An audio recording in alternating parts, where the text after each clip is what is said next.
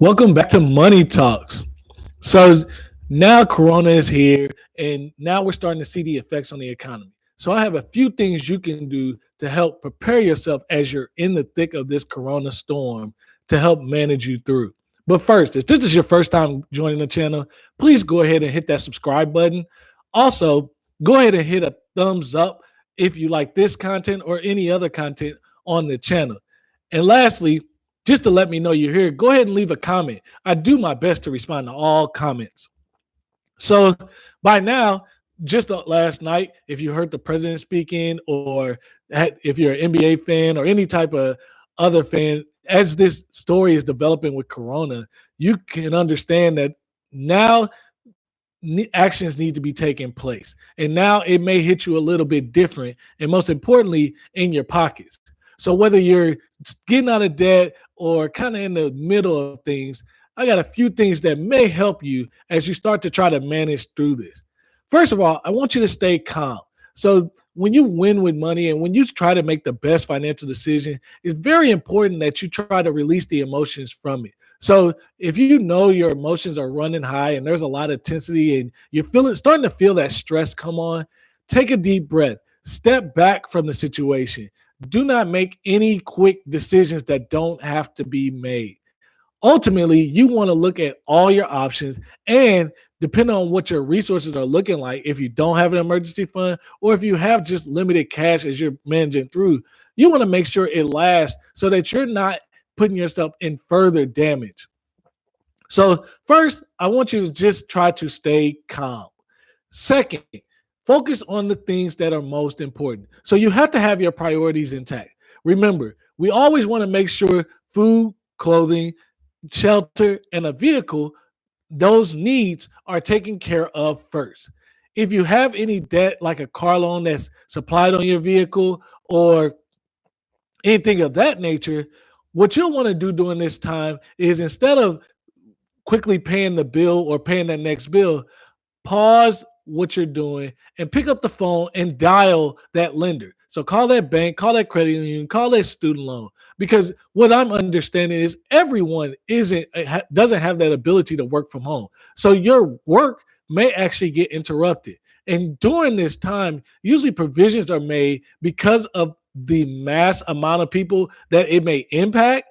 There may be provisions made so that that institution can pause your payments or put a hold or adjust your payments so that you don't have to make that payment right away. And that way you can use that cash to, again, supply your resources like food or help your family make it through that next storm. So second, I want you to pause what you're doing from a debt payoff storm or saving point, and then reach out to the lender.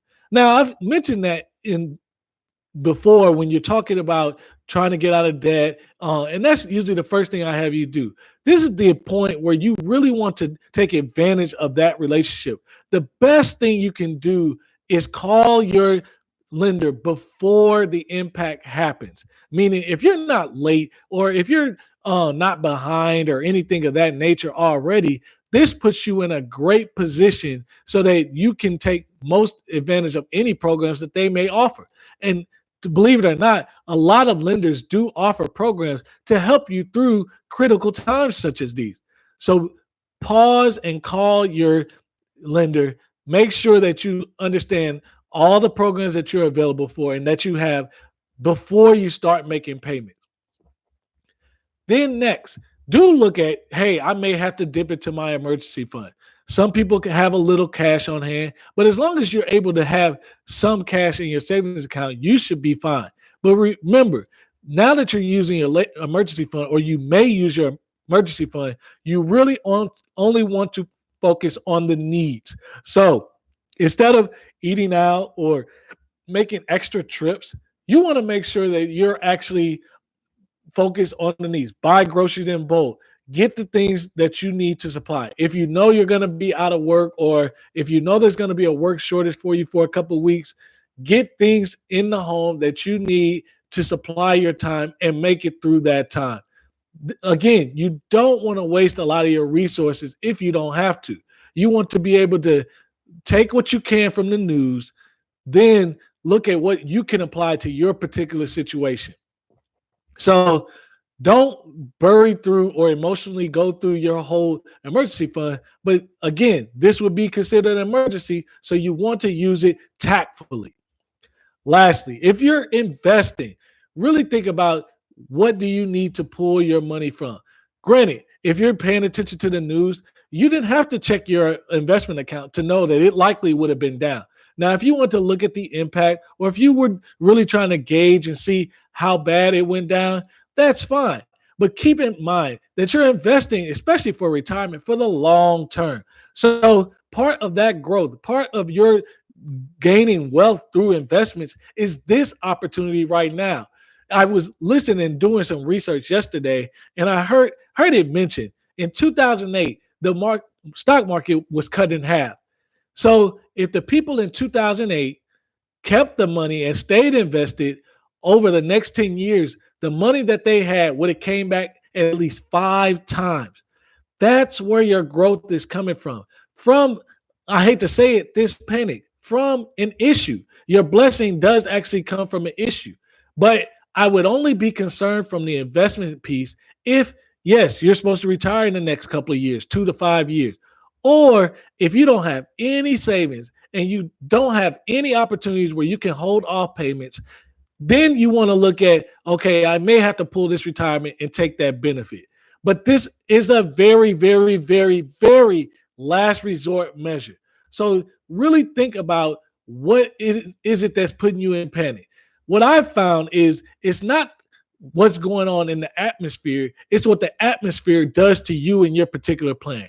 And I've made a conscious decision of, if you're unsure about your plan or not feeling very confident, go ahead, reach out to me via the Money Talks group or reach out to me via YouTube. Let's set up a call so that you're able to understand your plan, maybe even make some adjustments, but then we can get you on the right track. I do definitely understand the panic, and I definitely understand how it can pose a big risk. But mostly, I'm not as concerned about the well-being. I'm more focused on what do me and my wife and family need to do to stay healthy and safe throughout this time. But from a financial end, we've done the due diligence to make sure that we have things in place so that our plan is rock solid and I can lead confident on it. Yes, I have lost in the market. And no, I haven't lost as much as colleagues. So I would definitely take this time for you to really understand your plan, understand your investments so that you can know what decisions you need to make going forward. But I definitely wouldn't suggest you make any rash decisions that you don't have to. I hope these tips can help you as you start to manage through this process, because you want to look at it as a storm. It will be here for a season and you can get through it. We got through the recession. We can get through this. Until next time, we'll talk to you soon.